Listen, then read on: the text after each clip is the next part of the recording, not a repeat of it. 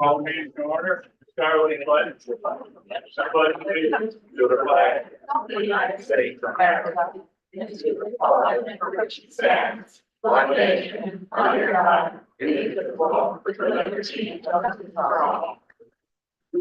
All right, welcome everybody.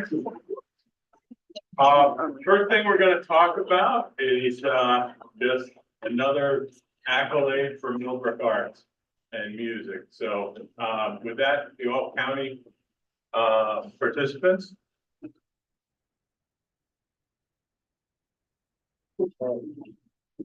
Thank you everyone for having us and giving us the opportunity to recognize a handful of musicians that represented Millbrook so well this past winter and spring at both the junior high All County and the elementary All County Festival. They obviously showed great musicianship from their audition to participating in the rehearsals and then putting on unbelievable concerts. But I also just want to make mention of the professionalism that they showed in representing our community among all of Dutchess County. So for that, I think they all deserve a big round of applause.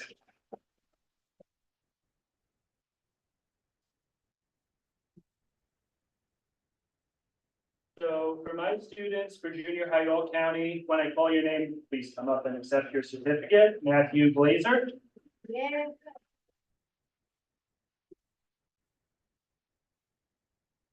Gabriel Goslin.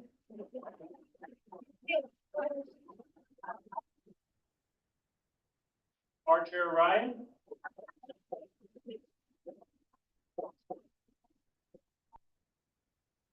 And two that couldn't be here tonight but worked just as hard, Mason Lavarnway and Justin Loibel.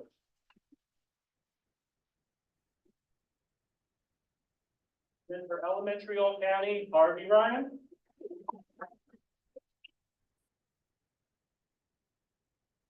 And Lady Stafford.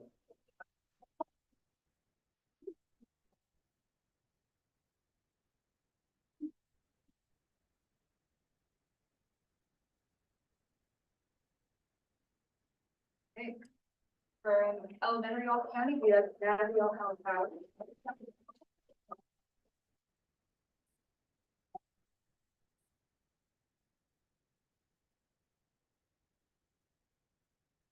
Theodore Chief.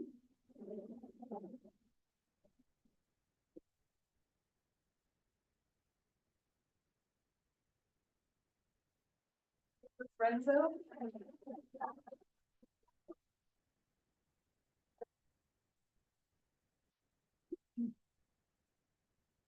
Betty Gonzalez.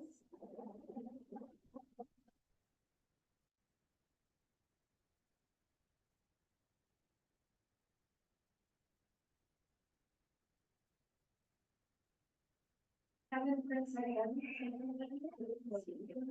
But he is one of our junior high All County participants. We also have Ava Bowman. She's here tonight. Mary Ellen Meyer as well.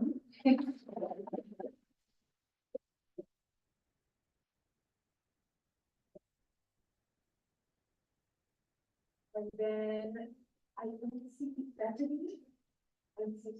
Bethany Dickinson also, and some students who couldn't be here tonight, Anna Rubo, Avery Dwyer, and Lucia Curcio.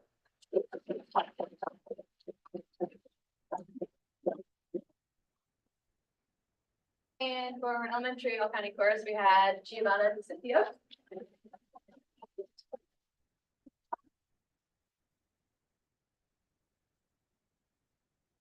And then Abigail Bucolo.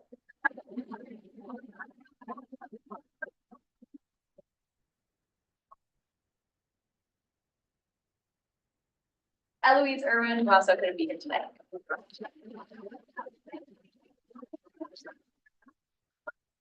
Well, first of all, when you all are out at wherever it is, singing, playing your instruments, just making beautiful music, you represent Millbrook.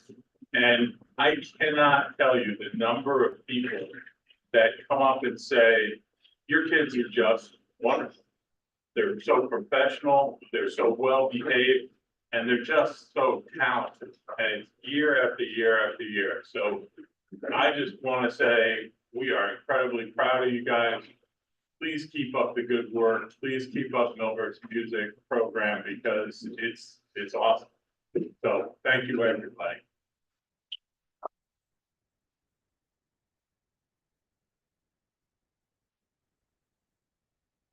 Dr. Watkins is just gonna have the students and the teachers, if you wouldn't mind, just gather so that we can get one large picture.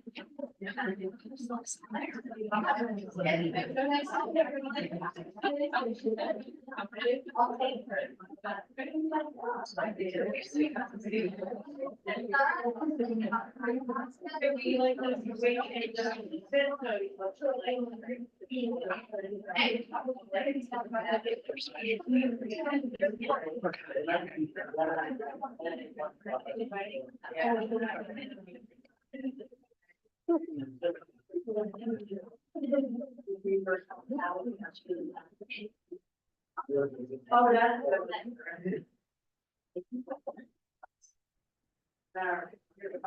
Fighting so many.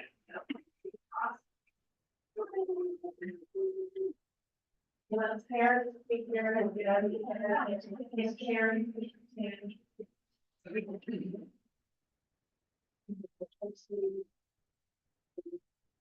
Right, congratulations again.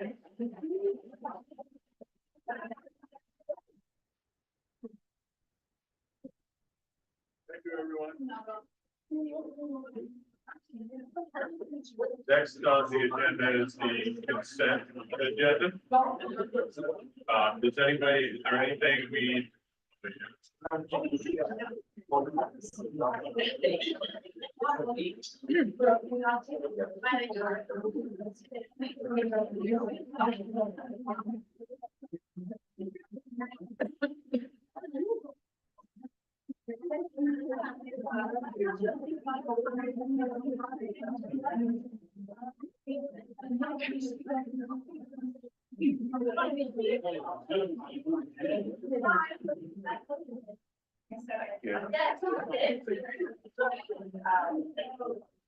Okay. So, for the consent agenda, does anybody have anything they need pulled completely off? Yeah. Okay. All right, do I have a motion to accept it or approve the consent agenda? So moved. Do I have a second? I'll second. Discussion, comments? Questions? All in favor? Aye. Any against? Right. Let's see. OC Spotlight is out there for your entertainment.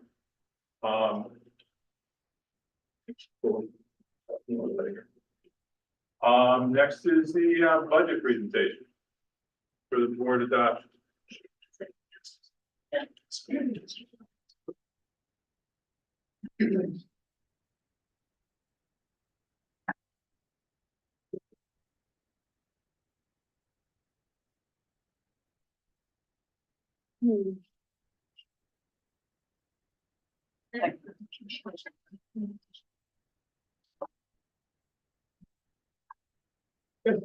Thank you.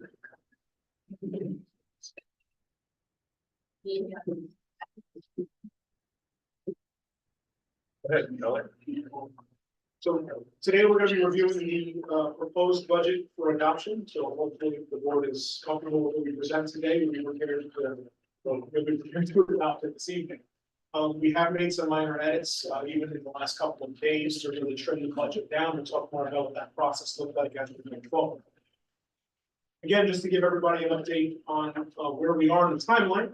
We're getting close to vote day. So today's April 16th. You can see we're down at the bottom there. The board will be hopefully adopting the proposed budget and approving the property tax report card, which has also been attached to the agenda for your review. And that property tax report card just contains a lot of the numbers and one graph that we're going to share throughout tonight's presentation. So there are three parts to a school district budget. It's referred to as a tripartite budget. There's an administrative component, a capital component, and a program component. We always want the program component to be the largest portion of our budget, because that really speaks to all of the things that are directly student facing.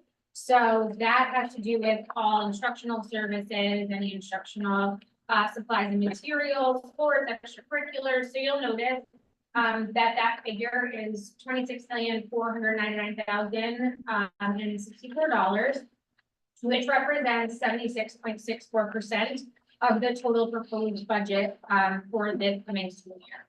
Additionally, we are very intentional in keeping our administrative component of our budget, which is salaries and benefits of school administration, supplies and materials associated with administrative offices, central office staff, the Board of Education expenses, payroll offices, human resources, anything like that. And as well as our legal services and any of the money that it costs to collect taxes. We're really conscious of keeping that right around 10%. And this year it is 10.31%, and it represents $3,564,726 for the proposed budget. In our capital component, 13% of our budget has to do not just with the capital work, but it's all of the staff that's associated with that. So everything that keeps our buildings open, operational, and functional has to do with the buildings and ground staff, supplies and materials for custodial and maintenance projects. Anything that has to do with buildings and grounds, as I said, and any lease expenses or anything like that, that has to do with our rental space or anything like that, if that was something that we had locally in the district. So that just gives you a pie chart, and it shows that we are still in our second lowest year of the administrative portion of the budget, and the highest we've had in the program portion in the last 6 years. So it's something we're actually really proud of. So we just want everyone to be aware that one of the things that we did last year in preparing the budget for this year was we really consciously moved things around in the budget to make sure that they were all represented exactly where they belong, so that any person could walk into one of our schools once this budget is approved and look at the budget workbook and really see dollar for dollar where we're spending our money, right? And I say our money, but it's our taxpayers' money. So we want to be fully transparent. And so we created a lot more transparency in the budget workbook. Should anybody ever want to take a look at that? And we also made sure that the largest portion of our budget remains student facing. So that is what that program component, the gray shaded area, is going to represent. And if you have any questions following this, you can always check this out actually on our website. And if you have questions, there is an email there, district.info. You can always ask those questions appropriately. So Mr. Garcia will now review some of our expenses or projected expenses and our revenues for the 24-25 school year.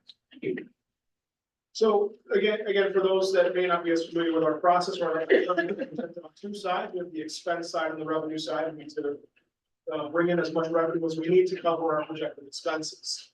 This is a rather conservative budget. We were very intentional. We understand that we're talking about a lot of things this year. There's no secret. We have 4 propositions going on the ballot.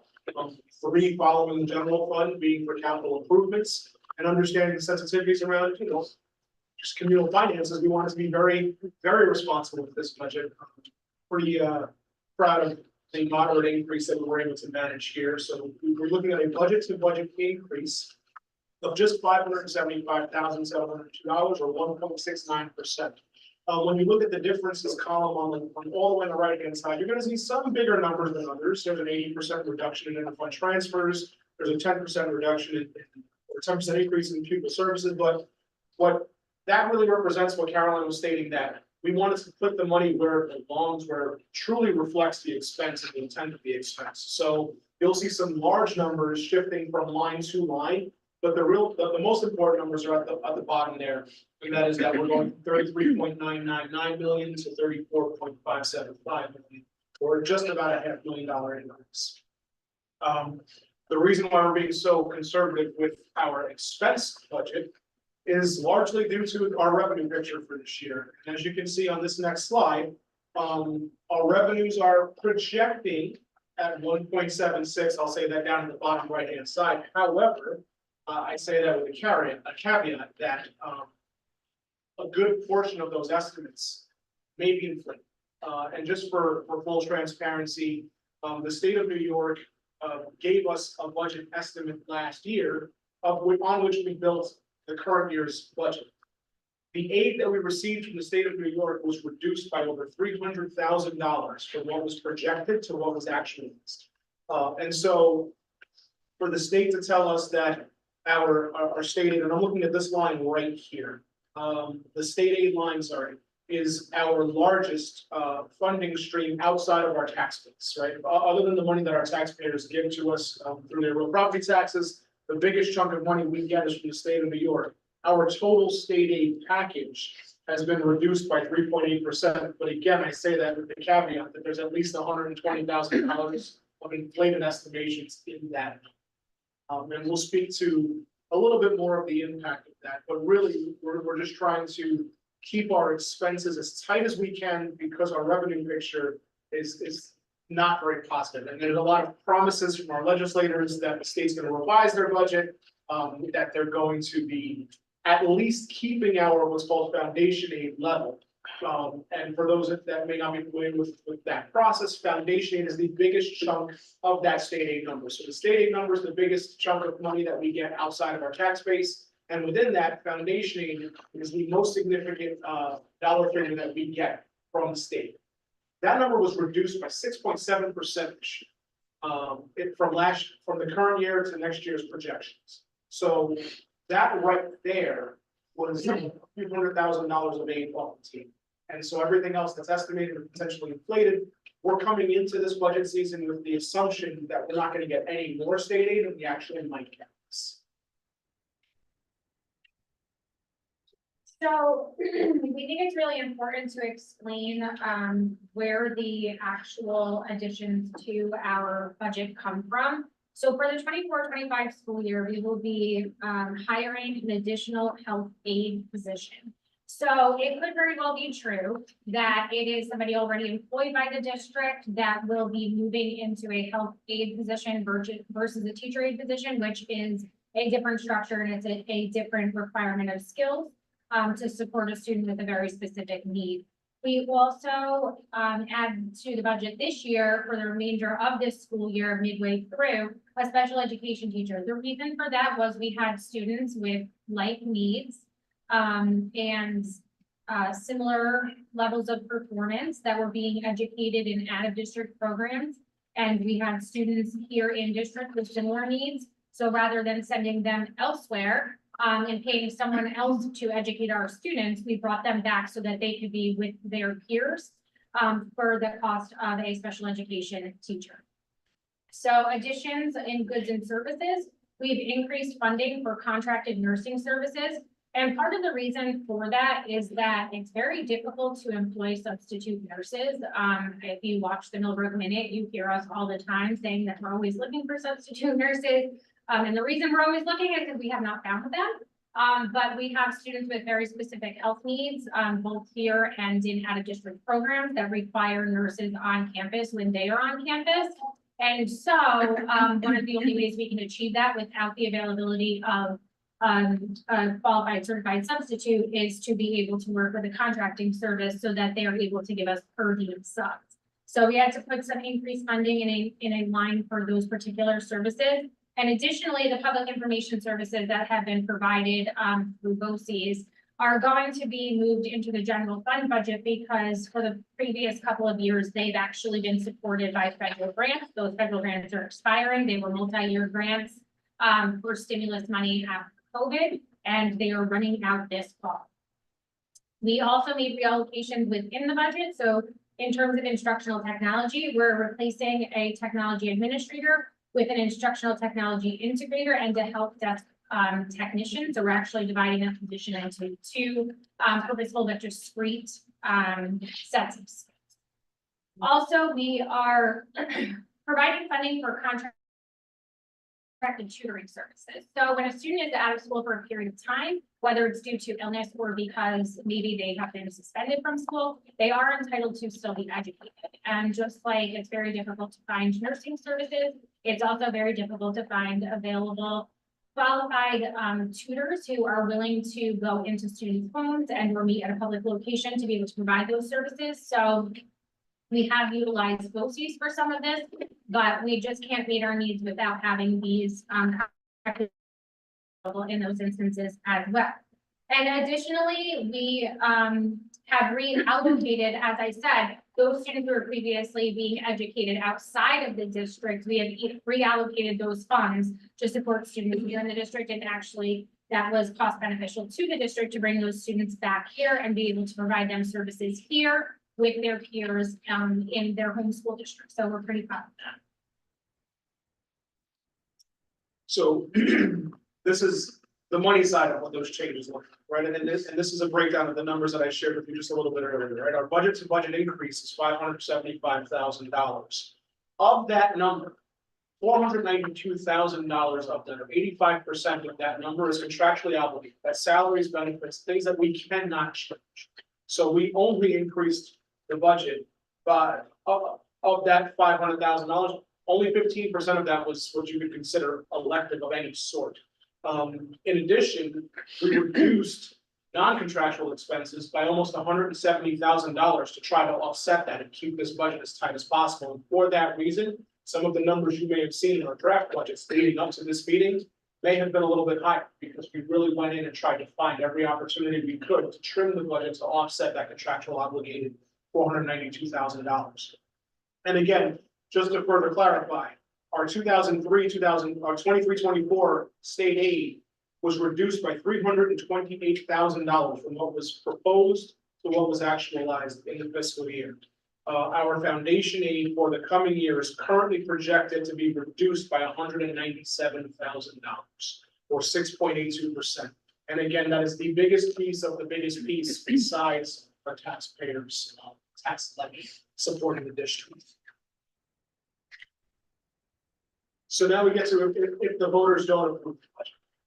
The state mandates that we have to propose and we have to calculate a contingency budget, which allows for no greater tax levy than the previous year. Very simply stated, the taxpayers authorized us to levy X amount of dollars for the current fiscal year. If the taxpayers do not give us any further authorization, we have to stick with the previous authorization we have, which means our tax levy cannot go up from this year to next year. The tax levy itself is scheduled or projected to increase by $844,000. And one of the most straightforward questions that we get is, why is the tax levy increasing beyond the budget to budget increase? And the reason for that is why we gave you the detailed revenue reduction breakdown in the previous slide, right? We have to offset the lost revenue somehow, and that lost revenue offset has to happen through the tax levy. If the tax levy is not supported by the voters, then we have to reduce our expenses to match the reduction in revenue by $844,231. And so that's what this looks like. This slide here shows you the state requires us to remove all equipment out of the budget. The state also requires us to remove all salary increases for non-union staff. So you can see that those line items are broken down on this chart. That didn't get us all the way home. So we had to go in and start to figure out where to find the remaining savings that we would need in order to operate the district next year. Through very difficult, uncomfortable, and really not ideal reductions. And I'm talking about labor reductions. This is, and Mr. Shapiro has said a number of times in public session that he is an individual. I don't mean to call you on, sir, but I just, I know that you made it a point to say very vocally that we will not support. Yeah, that there's an absolute aversion to job reduction, and we heard it.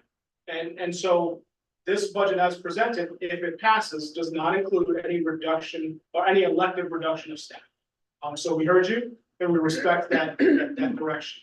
However, if we are forced into a contingent budget, the only way to close that gap is through staff reductions. And so what you'll see on this slide is simply a quantification of that fact. we found ways to trim all the equipment, all the salary increases, and then we took non-instructional positions to the extent possible, right? We try to keep the money facing our kids. Looked at any positions that had to be trimmed, could be trimmed, and we only came up with a $535,000 reduction. So we still have to cut $308,000 if we're forced to contingency. Now, I say that with the caveat that if this vote fails in May, the board has two choices. The board can ask us to come back with another budget proposal, or we go straight to contingency. If the board does not want to entertain a secondary budget proposal, we can go straight to contingency. But if we do that, that means that the administration, on this side of the table has to find that other $308,000 because we won't have the revenues. So, enough of the unfortunate messaging. Here's your budget at a glance. We are looking at a budget to budget increase of $575,702, or a 1.69% increase. The tax levy portion of that budget would be $844,231 increase, again, to offset the loss of state generated revenue, with a levy to levy difference of 3.22%. With that being said, our tax levy is still within the confines of the state mandated tax cap. With that, any questions? Yes. Okay. Everything you're going over is with loss of state aid from this is projected, correct? Yes, sir. Or correct me if I'm wrong. As we know, unfortunately, the state of New York, the job of the governor and the assembly and the legislature is to pass a budget by April 1.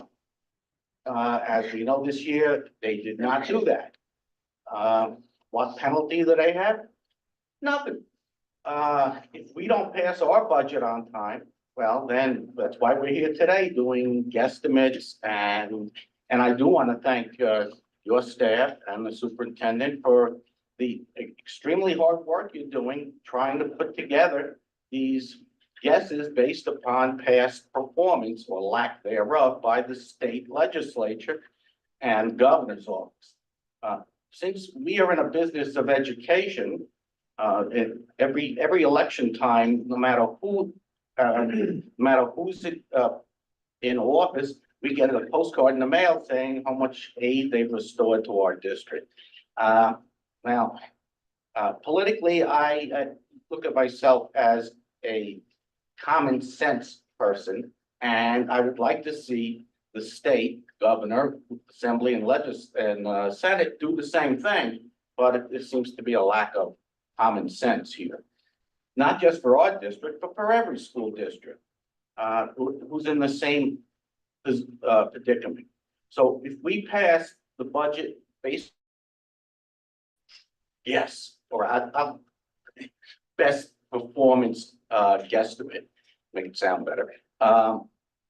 And actually they state in their infinite wisdom decide to give us more money than we planned on. What do we plan on doing here? So I'll go back to the revenue slide, and that's what would be impacted here. And I want to direct your attention to this column right here. In order to balance our budget, we talked about this a little bit in earlier presentations. We don't have enough revenue to meet all the projected and potential expenses, because not only are we budgeting for what we know is going to happen, but we have to budget for what might happen. And that is our obligations under the federal law to provide free and appropriate public education to all students. At any given time, those students' needs change, and those changes may have dollar amounts associated with them. Those may or may not come to fruition every year, but we have to be prepared to address them. And when they don't all come to fruition, we're left with what's called an unassigned fund balance. And when there's an excess amount of unassigned fund balance, we're able to appropriate some of that to the next budget cycle. So in this current budget proposal, you're going to see a fund balance appropriation estimated at $1.7 million, 1.741 to be exact. Okay, that is the second highest fund balance appropriation in the district's history since 2018. If you remember from we shared a chart a few sessions back where we showed that in 2018-19 our fund balance appropriation was $374,759. That number has crept from 374,000 to 788,000 to 1.1 million to 1.5 million. So last year's required 1.86 million. And that was a direct result of not levying taxes to the extent possible the prior year.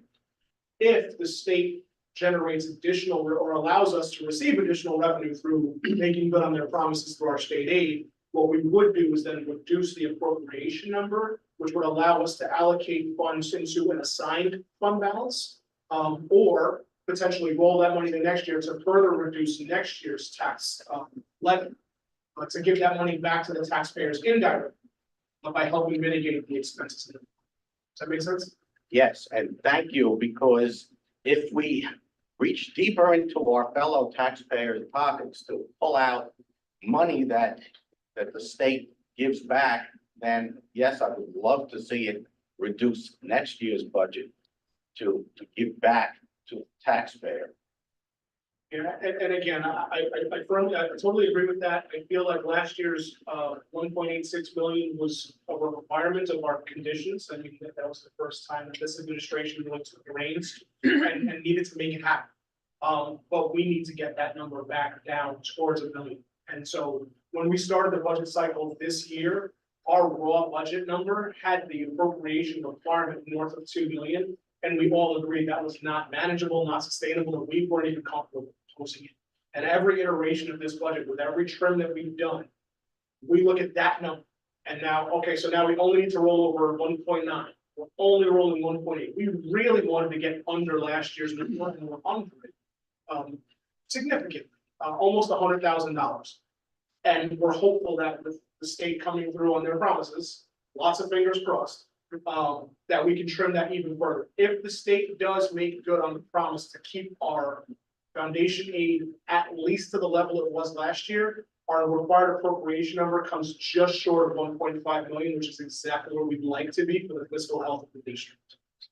The one thing that scares the bejesus out of you know is there are a lot of districts that suddenly got hammered in this budget. When the governor's talking about, you know, getting that money back or balancing that out, they're not talking about Millbrook, they're talking about overall. And there are some districts that are really like millions as a whole. And if the governor says, oh, yeah, you know, because everybody's fighting. I mean, we're all in Albany yelling, screaming about, you know, where's the money, where's the money?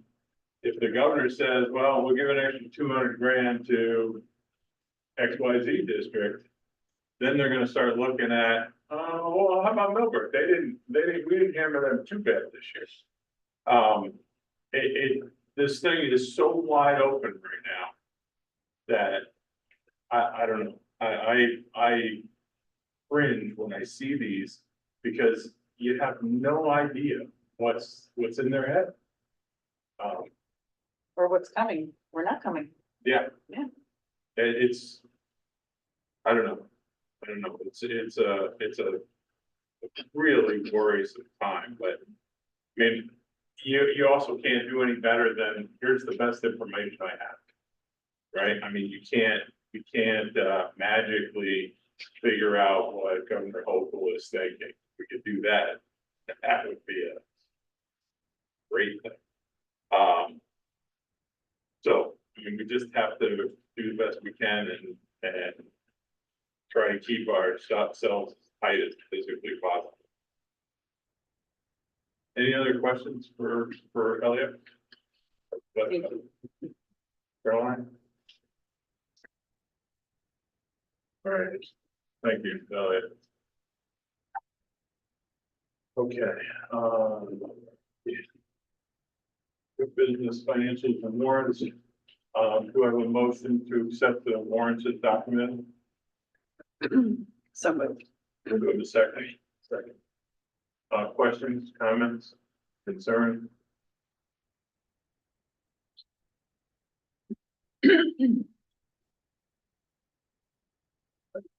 All in favor? Any again? Okay.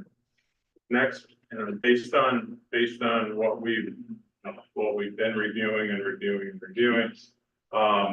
do I have a motion to, adopt the, proposition one, or approve proposition one? So moved. Do I have a second? I'll second. Questions? Concerns? Elliot, what? And hopefully this is like a sort of a ridiculous scenario, but what would happen if proposition two is approved, but proposition one doesn't? Usually exclusive. They are, They, good, okay, we would still have to go either before, directly following the negative vote before that, to determine whether or not you would task us with posting an alternative budget. Which would, I mean, ideally, right, contingency budget 844,000 less than what we're proposing. I would say we could comfortably come up with a number somewhere in the middle that's not great for programming for kids, Yeah. but it's manageable for a year, maybe. And then my only concern is that everything's compound. So the compounded effects of that reduced budget would be in the next 2 to 3 years would give us, just kicking the can on the road a little bit. yeah, my concern was more about, because of what the state regulation that says, okay, they voted it down, so you can't increase.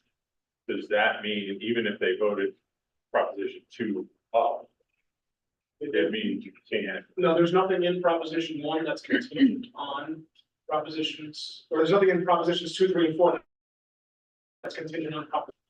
So we can revote, and it happens in districts all the time where they have a bus problem and a capital problem, and the general fund goes down, but you can buy your buses, you can renovate your plan. Okay. Any other questions? All in favor? Any against? All right. The next is the property tax report card. We want to say anything about that? So it's really a summary of the numbers we presented. It's kind of a one-stop shop. It includes the budget notice is attached to the agenda. That will be published in our budget newsletter. So for the folks that are watching at home, it kind of puts all our numbers on one page. And you can see the tripartite breakdown. This is what's different for our taxpayers at home that may be getting the newsletter in the mail, is we don't usually have something at the bottom for the separate propositions. But this year, we did populate those vehicles with 3 capital project bundles for props 2 and 4, with a brief description and dollar amounts for those. Speaking of mailing, and I know it's not really here, but I've had a number of people say they're just not getting this thing. One person told us they got the postcard, and that was the first thing they had heard on any of, the mailings that have gone in. I don't know if we need to talk to the post office. Well, I guess it's multiple post office, right? I don't know. Hey, It all comes out of Millbrook, though. The No, one, we actually we can deliver them to every post office, really? except for Clinton Right. is part of Millbrook, and they Right. do a portion of that, but our courier brings them to every single post office with the routes that are our people for them to deliver, so they don't. every time I hear that, no. Huh. No, they do not. It's bizarre. I mean, honestly, it's not like half of my stuff doesn't show up, so. Yeah, but it's like in Clinton, and I know that there was another, at least a few other people last year. We get Hyde Park and it's all done by postal zone, because of the district lines being closed to get Hyde Park and Pine Plains, but Millbrook doesn't come in. So there's got to be a rhyme or reason why Millbrook seems to not be or not coming in. Understanding what's happening. And you get the return, is that, I don't know if that's what you just asked, like return to sender, if you No. gave us, No, you they're not. knew that like Salt Point or Clinton had X amount, that's the amount that you give the post office. And it's, Yeah, so there's a whole process that I have to go through. I have Okay. to actually contact the postmaster, and they tell me how many people we have. That number really hasn't changed, how many households we have. And then we sort them based by, post office. And then they're delivered to that post office for them to then get to our people, so Yes. it's bulk mail rate, yeah. It would be a lot. Well, think about how we might, yeah, I don't wanna get anybody upset, but it would be nice to know where these things are going. All right, so back to what we were actually supposed to be talking about. Do I have a motion to approve the property tax report card as presented? So a second, I'll second. any other questions, comments, concerns? All in favor? Any against? We have a motion to, accept the retirement of Michael Toomey. So moved. With a second, I'll second. comments, questions? Thank you. Thank you. Thank you very Thank you much. for the service. Yeah, it's tough to keep people that long. All in favor? Aye. Any against? Next is the board president and vice president reports. The only thing, I had a discussion with, some folks from BOCES, at the Dutchess County School Board Association. About, I think I told you guys, Jason resigned, her name, Jody. Jody is the interim. She's a deputy, so she is there in his absence for day-to-day operations, and Tom Bon Jovi from Orange Ulster BOCES is the liaison to the state for Dutchess BOCES for the time being. So I asked, if it would be possible, you know, no big rush, but if Jody come out, introduce herself, give us kind of a, you know, this is maybe where BOCES is headed in the future. So we'll see where that goes.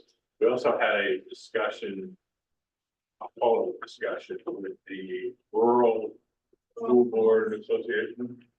Of which there were a lot of districts that for some reason think they're rural. But we are. And, it was more of a, I think everyone was aggravated by the budget process in the state right now. So it turned into more of a, why does this have to happen every year? Why can't we get this thing on, you know, that kind of stuff, but, I would like to have at some point sort of a discussion with, and I can't remember his name, but the head of the Rural School Board Association to meet with you all, talk about what they are, see if there appears to be any purpose to us joining that group. But that's all I have for right now. And I think Chris was okay. So Carolyn, you want to go? Sure, I have a pretty long report that's in there available for your review, but I did want to highlight just a couple of things, before we meet again in a full official, regular board meeting. Elliot and I will be going to Dutchess BOCES with a group of administrators, and actually they welcomed if one of the members of the school board would like to attend. There will be on May 3rd, a meeting with Dee Barrett to review the challenges associated with the legislative requirement to transition to electric vehicles or buses. So as we all know, it's a real challenge on infrastructure. At a Lower Hudson Council School Superintendent's meeting just recently, we were actually reviewing like the grid maps to show how the majority of our electrical grids just cannot support the charging stations.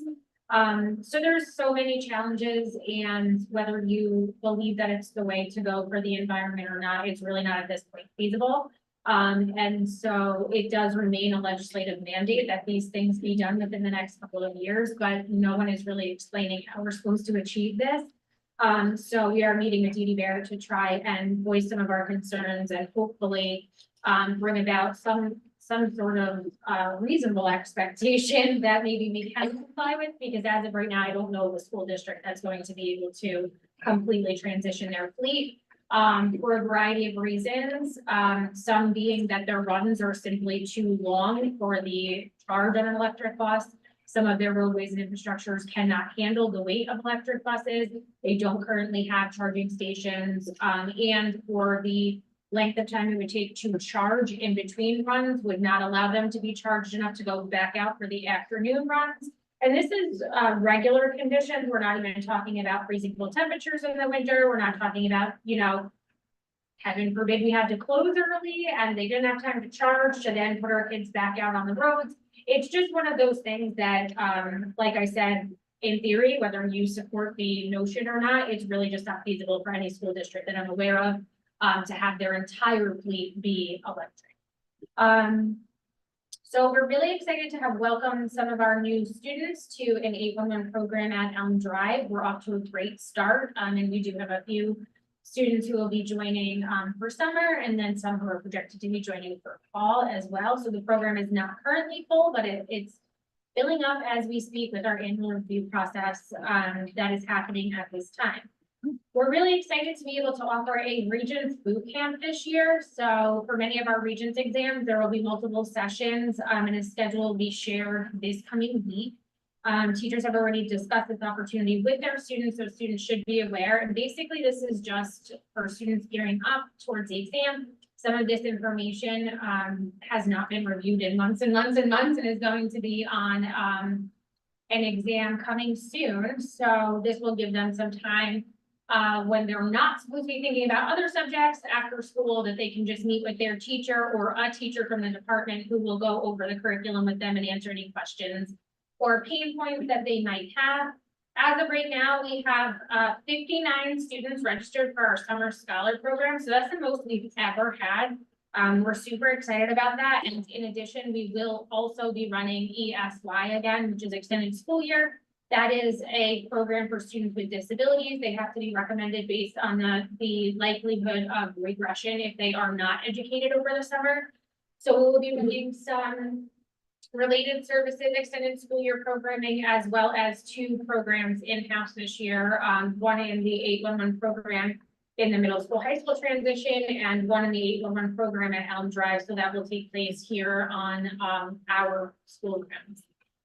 I want to just congratulate the music department. I know we did just recognize some of our individual musicians, but the music department was also recognized by the NAM Foundation as a 2024 Outstanding Support of Music Education as a school district. So that's really awesome. It's actually our 10th consecutive year in a row being recognized by NAM. So congratulations to our music teachers and all of our musicians. We're really proud of the work that they do, and certainly how they represent us out publicly.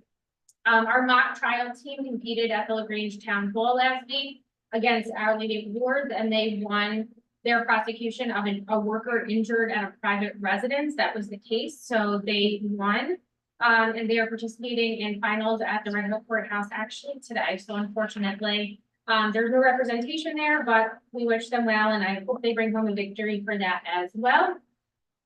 The Millbrook football and soccer programs are holding off-season optional workouts during the spring season, as well as the Northern Dutchess Pop Warner and cheerleading youth clinics are also available during this month. I did want to just recognize the track team who volunteered at the Eastern Dutchess Roadrunners Millbrook Marathon. So if you recall from years past, the Eastern Dutchess Roadrunners Club always makes a donation to our track program, and we've been able to purchase some new equipment with those donations. And so they were actually contacted, Mr. Hamill was contacted by a woman from the W20 Foundation Project Team Up for Community, who she is looking to highlight some students from local schools with the Community Service Challenge. So she wants to just write a story about our students for volunteering. And I do have some photos here that I will be attaching. Mr. Hamill just sent this tweet today, so I will be attaching this email to board members so you can review the photos. But I think it's a really great opportunity for our students to give back to an organization that has donated a lot of funds for them and for the sport that they love. So That's all I have. If you have any questions, I'm happy to answer them. Is that the first year that the kids were able to volunteer for that? I don't think so. I think they've done it before, but I'm not cognizant about that. I don't remember, it's only the third or fourth marathon. Okay. Yeah, but I That's think they've done great. it, and I don't think it was as large, but this year Yeah. you'll see there's like a whole big group of students, so. That's awesome. Yeah, it's awesome that they're able to do that, and hopefully we're able to continue that partnership. Yeah. That's great. Thank I have a you. question about the Regions boot camp. Is that open to all students or will the teacher just identify who may need that opportunity? No, I mean, I would think that the teachers might nudge a few students, but it'll be open to anybody who wants to attend. Okay, thank you. Other questions? Carolyn? No. All right. Hey, good evening. So this is an update to some of the things that I wrote already in the report. That's a busy week throughout the district, obviously. At Alden Place, we had final science investigations yesterday. And so in our fifth grade, they had completed the fourth investigation that they have to do for before the state test on May 9th. And except for makeup experiments from those who are missing or scoring, we had that done. We have state testing tomorrow and Thursday. And with the testing, I'm so proud of our teachers, Mrs. Quinn and Mrs. Craig, who spent extended time designing the district level assessments for ELA and math. Testing has always been a group effort between teachers, our tech support, teacher aides and office staff. With this being our first year of all CBT or computer-based testing, I want to thank Sean Shack and Jane Leeds for their assistance throughout the testing period. Also, report cards are grading is due, or was due today, and those will be coming out shortly. The report card comments that I talked about in my report, just please allow me to say this, that it's the first time for our special area teachers to add comments this year. And by adding those comments, it's less restrictive than it used to be. And by that, I mean that special area teachers, if they wanted to add a comment in previous years, they had to ask the regular classroom teacher to include it in their comment section. Special area teachers also didn't put a grade in for the first quarter or the third quarter. They only graded by semesters prior. So this communication with art, library, music, and physical education is so much more improved at this time than in previous years. And it's great for our families to have that connection. We're also looking at math coaching day with Dr. Sobrin on Friday. And she's been visiting classrooms throughout and meeting with different grade levels in order to help out with that pacing prior to tests. And the math testing that she's focused on takes place on May 1st and 2nd. And under highlights, I had a quick story about receiving an honorable mention at the science fair. I don't remember a fifth grader in our history when Millbrook ever received an honorable mention or grader at the Dutchess County Regional Science Fair. And why? Because they're competing against 200 students that range from grades 5 through 12. And Natalie Alapali accomplished is amazing. Winning awards when you move up one step is fantastic. Moving up 7 steps doesn't usually happen. So this was spectacular, and again, congratulations to Natalie. The rest of my report is fairly clear regarding safety, kindness group, and junior interact, although I'm very proud of them as well. Do you have any questions? If not, What was your science project? it was called the Lesser Flamingo. And I remember seeing it that day, but I don't recall what it was about. I didn't talk to her, but maybe you know more about it. She researched the lesser flamingo compared to other flamingos. So yeah, that was exciting to present, and she learned a lot. I learned a lot as well. All right, any questions for Tom? Thank you. Thank you, Tom. Thank you. Thank you. All right. Comment and question, public comment and question period. Yeah, if you could, just your name. Okay.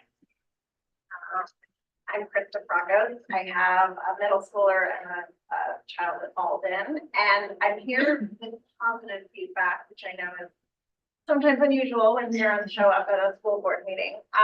And I just wanted to really, or we did, we're all here together. We didn't like organize our thoughts, so other people may have other things to say. Just to give a huge shout out to the music department. And I actually didn't know that it was the All County thing, so it's perfectly timed. I was actually coming because they had gotten the NAM award for the 10th consecutive year. It's really just such an asset and an important part of the district. And my kids don't play sports that you offer, but the music program has been just such a positive experience. And when we think and talk about whether we'll continue for high school, it's sort of one of the selling factors, you know, the idea that our kids see an amazing jazz band. And so I really just wanted to like give it a huge shout out. I did want to sort of ask about that fourth music teacher that I know you're looking for. I'm on Music Boosters, and while there have been 0 complaints, it's very clear that the 3 current teachers are spread very thin. It's hard to plan and hard to schedule things, not knowing sort of where we'll land. Is there anything parents can do to help to sort of get the word out? I took a peek today at like the job postings, I guess, in the area. There are a lot of people looking for music teachers. I'm sure you're aware. The one thing that kind of jumped out is that our position is part-time and the other 5, 6 are all full-time, the same age range. Obviously you just had a budget conversation and you're pressed, but I don't know if that's something that's, you know, an option, if that makes a job more enticing. I would imagine it certainly adds to the longevity of someone being here, you know, a part-time position versus, you know, full-time. So I just want to make sure we're supporting the teachers we have in that department and keeping them and, you know, making them feel like it's a priority. Yeah, I mean, I went to, with my granddaughter was there, and I'm just, every year I'm stunned by the music program here. The jazz band blows me away every time I see it. I mean, it's not just the way they play, it's that they got the cool move with the drum. I mean, it's just, it's amazing for a school this size to have the quality of music education. And it is one of the things that we spend a lot of time to figure out, like, do we get teacher hired, things like that. But we appreciate the feedback too. Yeah, I'm curious, do you know like comparable schools that are of our size, how many full-time music teachers do they have? I don't know off the top of my head, to be honest with you. And just to be fully transparent, we actually had the goal, and we had the conversation with the Board of Education about expanding the fourth music position to be full-time. And then we got the news about all of the aid cuts. So we weren't able to, number one, find anyone this year because we were doing interviews. Part of the problem was people employed elsewhere were really feeling like it would be hard to leave their students in the middle of the school year. So that was one of the particular challenges. I feel like we will be in a better situation for the fall. The other thing is that the budget that was just approved actually includes the full-time fourth music teacher, but we couldn't do anything about that for even the fall until this budget was approved by the Board of Education, and then subsequently we need a positive budget vote to enact that budget. So we have plans of expanding the position because we do value our music program. You know, realistically speaking, having worked with adolescents for a long time, I know it's part of the reason why some of them even come to school, right? What motivates them and drives them. So I do understand how valuable it is.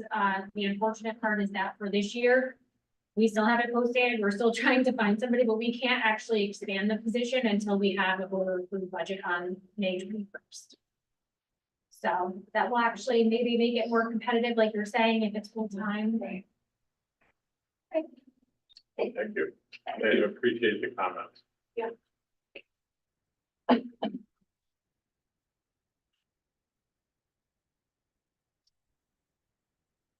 Good evening. For those of you I haven't met, my name is Karen Smythe. I am a current Duchess BOCES board member, and I am up for re-election. So I'm grateful to have the opportunity to see you all do your good work. And I'll thank you because I have a sense of how much time you all put into what you do. So I was first elected in 2021. During my tenure, I've worked on the policy committee. I'm currently chair of the audit committee and the newly formed facilities committee. I am also on the personnel committee. As you mentioned, we accepted a few weeks ago the resignation of our superintendent, Jason Shatelik. And I will say that the deputy superintendent, Jody DeLucia, is doing a tremendous job. She is fitting right in. It's only been a few weeks, so I might give her a little bit of time before you have her come and tell you what she's now developed as the future plans. But obviously one of our goals is to select a new, we have to go through the process and confirm that we still need a Duchess BOCES, but to select a new superintendent. And we have heard and actually just discussed the notion of having superintendents have an input into the next district superintendent, which I think is a terrific idea. We did just talk about that last week. And the capital project that was completed over the last 3 years, if anyone hasn't been, I highly encourage you to come. It's really a wonderful space. Little bit about me. I am a Dutchess County native. My background is in business. Our family's business was C.B. Strain and Son. I'm not sure if we actually did work in the Millbrook schools, but I think we might have. We did just about every other school in the county. I know that we sold the business. I'm no longer working there. I subsequently worked for a small nonprofit as their executive director, a nonprofit that supported an historic garden in Hyde Park that was designed in 1912 by the first female landscape architect, Beatrix Farron. Another place I would recommend that you all go visit. I did run for New York State Senate in 2018 and 2020. And I'm currently the mayor of the village of Red Hook, where I now live. I can tell you that, as you mentioned, the mock trial happened today in the village courtroom, and I was able to witness the closing arguments. And Millbrook represented itself very well. I cannot speak for the judge's answer. I did not stay for it, but I can tell you that the village judge is a very fair judge, and he's been doing this a long time and is thrilled to have the opportunity to have the finals in Red Hook. I have a particular passion for career and technical training. My background in construction, I can tell you that those are really good careers. And one of the things that I find so interesting, some kids struggle to see why they should bother with high school because it's tough. It's great that you guys have such a fabulous music program, because for some that gets them through. For others, if they see what's on the other side, that can help. And knowing what the opportunities are from a career standpoint, there's certainly plenty that you can do right out of high school. You're very good jobs. If you've tried to find a plumber lately, it's not easy, and they do get paid well. And what I found is many of the people who were plumbers or we did plumbing, HVAC, they learn a lot, and they get to a point where they could then go on and become an engineer or become a project manager. And that's the kind of thing that I would love to see, is our kids exposed to what the possibilities are with the opportunity to realize that. And I've certainly appreciated working with Nick Millis, who's the principal of the Career and Technical Institute at Duchess BOCES. And I believe that we at BOCES, we're doing the better and better job around that program. I have served on several boards over my career. I was a trustee of Vassar College, which is my alma mater, for 5 years. I continue to serve on the board of the Bardavon 1869 Opera House. which I have done for over 20 years, including 4 years as president. I bring my business knowledge, board experience, community connections, and dedication to the board of Dutchess BOCES. I would like to continue to look for creative ways to add value and support our school districts, all of you, as you support our students and helping you maximize every dollar spent. That's always important, and it's even more important this year as the state tries to figure out which end is up. So I am here to introduce myself to you, if you didn't know me already, and to hope that you will consider voting for me. I think it's next week, the week after, when you have a BOCES vote. Again, thank you all for what you do. It's a pleasure to hear all of the exciting stuff. Thank you, Mayor. Thank you. Thank Just, you. so I'm the representative to the Dutchess County School Board Association, and to be honest with you, one of the things that, and I just had this discussion with Gully days ago. We need BOCES to be a much tighter unit with the school districts. We need to have, you know, I mean, you can't take a child that's entering 11th grade and say, hey, I got this great thing, CTI, would you like to be a part? That needs to be grown. We need to work it like when decisions are made about how many seats, how much the seats cost and all those things. We need those things to be an interactive process and not sort of a BOCES is over here. Pro night. Dutchess Community College is over here. And, you know, and the school districts are over here, and we kind of only meet when there's an issue. The other thing I've said it to a number of candidates, and I appreciate the letter that we received, but we need to have, you know, it can't be, hey, here's the 4 people that are running. None of us know their names, none of us know why they're doing it, none of us know their backgrounds. We need you guys, and this is an ongoing thing, like from this point on, we should at least have, here's who I am, here's what I want to do, here's why I'm running. It's very important, I think, and our superintendents and the superintendent of BOCES need to be, you know, have much better, more open communication. Agreed, and I'll just say a couple things, as regarding career and technical, for the students, we need to be introducing the program to them much earlier. And I know that BOCES has been trying to do that, even just having a fair for 8th graders so that they have a sense of what's coming. I would love to see the opportunity for kids to actually do the program earlier. 2 years at the end of their high school just feels like not enough. So I would agree with you on that. In terms of the other piece that I've seen that is good is Dutchess Community College and Dutchess BOCES are now looking at each other as partners and not competition anymore. That certainly was the case several years ago. So I think there's a lot of progress. There's always more opportunity for progress.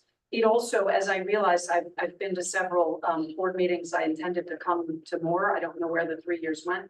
But I also think that we as board members should be coming to visit your boards more often, just so that we hear what your issues are directly as opposed to through others. So that's certainly my goal. That's why I'm here. And I appreciate it. The other piece that's good, there hasn't always been more people running than there are seats available. And so I think that's a really good thing. And so the more we can create excitement around what Dutchess BOCES is doing and make it a place where people want to be on the board, then you get people who will have to work harder to get elected. And I think that's only a good thing. So thank you. Appreciate it. Thank you.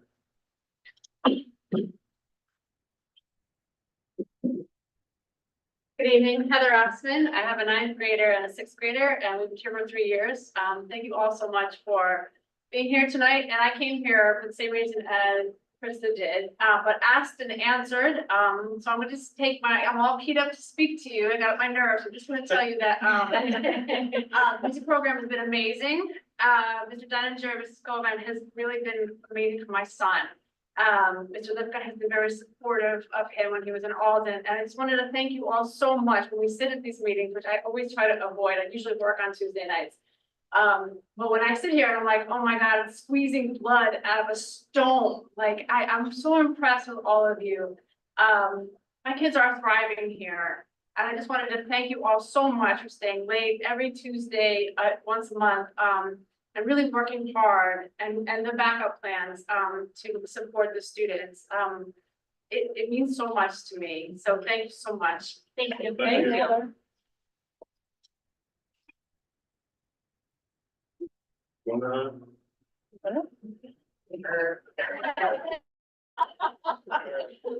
Been here long enough, I might as well. My name is Miranda Goslin, and I have a fourth grader and an eighth grader. I'm here to say how much I love the music program. I think the thing that I'm one of the members of Boosters, the Music Boosters, and one of the things that we've felt in this last year is a profound sense of sadness and frustration. And, you know, obviously it's unfortunate that we lost one of our teachers, but just that the opportunities that the students were expecting to participate in, like the musicals, etc., that those weren't opportunities. So I know that you guys are all aware of that, but I just wanted to say that that's something that I know every year our kids are looking forward to.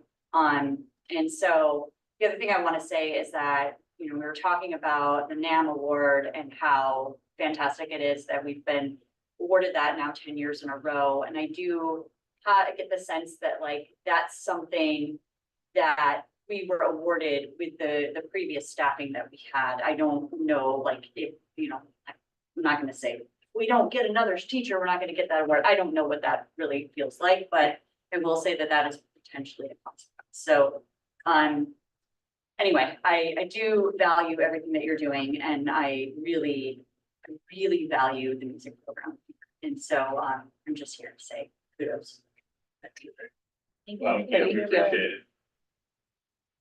One more hiding? Almost. Well, going forward, not much else to add, but I think specifically the big thing that I'm feeling lacking, and you brought it up, was the performing arts portion, not just the music, but I grew up doing theater, and my spouse is big into it as well. They actually have stepped up and have this semester just started to do an improv group with the middle schoolers. That's where two of my kids are. And it's, you know, a little late in terms of getting like a big production going or something like that, but just, you know, it's a step in that direction. And, you know, it was a disappointment that that wasn't happening to that scale this year. So it's just something that I'm glad to hear that that position is, it sounds like there's support, at least you're trying to get it there. So to have that there, to be able to, because I think, you know, with the staff as it is, that's just one step too far to also put on a production or two if we're talking middle and high school. So it's just, that's something that I think would be super important, especially up here, because we've looked into, you know, other opportunities outside of school, and you would think that being this close to New York City, it would be everywhere. But the problem is, because we're that close to New York City, there's a lot of competition.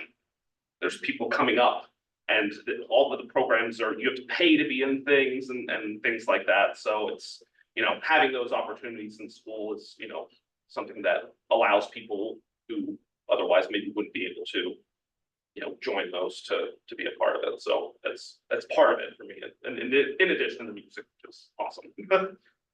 What would be, I mean, there's the email, I don't have it on the top, I really didn't want to talk.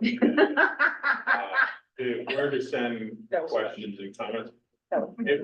This year seemed to be kind of a, nobody really wanted to do the flag. And that may be just, we didn't talk to the right people, but if you have ideas on how, like, maybe parents involved, or I don't know, I'm not really sure what to do, but if you. I mean, I think part of it too is just, I think for everybody, the rug was kind of pulled out from under people, like, you know, with Mr. Garcia, who was here last year, made all those things happen, or at least was obviously integral in that. And I think that was, at least from our perspective, what we were expecting to happen. And then all of a sudden it kind of went away. So I think that project, I was also a huge theater background, and having that teacher in your life, who's your mentor, we were excited to do a production that's very different than some random person community coming in, like, you know, meet everyone and direct the show, so it's a. But if, like I said, if you have ideas on how we could, other than, I mean, of course, we need to find that person and all that. But if there's other ways, because we're just sort of doing the same thing in sports, is how do we get and keep that momentum? Yeah. And, you know, if you have ideas for it, please let us know, because I love our plays. I mean, our plays are always awesome. And, I was so bummed when this one just, you know, didn't happen, but it would be great, like I said. And, you know, of course, we may, if you send something saying, I think you should do this, we might turn around and say, okay, why don't you come do that? Right, exactly. You know, Uh-huh. But Like I said, seriously, my spouse is kind of already doing that in a sense, so I don't know that we'd necessarily be against something like that, but. But yeah, I mean, and like I said, if you have ideas, because I really don't want to see it happen again. Yeah. Yeah, and I just want to point out that we did have the, high school musical. We had it fully staffed. We had multiple, staff members, and actually someone from the community was working with them. They were all appointed by the board, ready to go. It was the students who said they didn't want to do. So that's the other thing that we're battling. And I'm not really sure how I arrived at that, but we had all of the director and the choreographer and the musical, Yeah, I have heard about, I don't have any of my kids in the high school, but mine are middle school and lower, but I have heard that like, at least the kids that I had heard of involved in that process, the ones that I knew of were excited and like, they had like voting and things like that, so I don't know where the disconnect yeah, is there. I don't know, but we did appoint a full staff, and it was actually from the students that it came back, they just weren't that into it. Again, I think it's that teacher, that fire, the mentor, Okay. Thank you. Thank you. Thank you so much. Okay. One more thing before, I was gonna say, Can't yes, sir. can't come up with what? Well, it's- No, no, no. she's going to- Stand back, you can. Yeah. I really project. We also wanted to say that if you're looking for anybody to assist with any, like a representative from Music Boosters to assist with any of the interview process, we're always willing to help out there. So, yeah. Cool. Anyway, Great. I'll go back to my seat. Then you guys want to come back up again? You're doing great. Thank you so much. Oh. Do we have any online? No. Okay. All right, let's see. Thank you. Thank you. The monthly, the incident report is out there. Future agenda, you guys know how that works. We need to go to executive session. Before we do that, I want to remind anybody that's listening that the meeting is not over because we go to executive session. We may come back and take action based on discussion within the executive session. So anyway, with that, do I have a motion to go to executive session? So moved. Do you have a second? All in favor? Aye. Any against? All right, how about five? Good.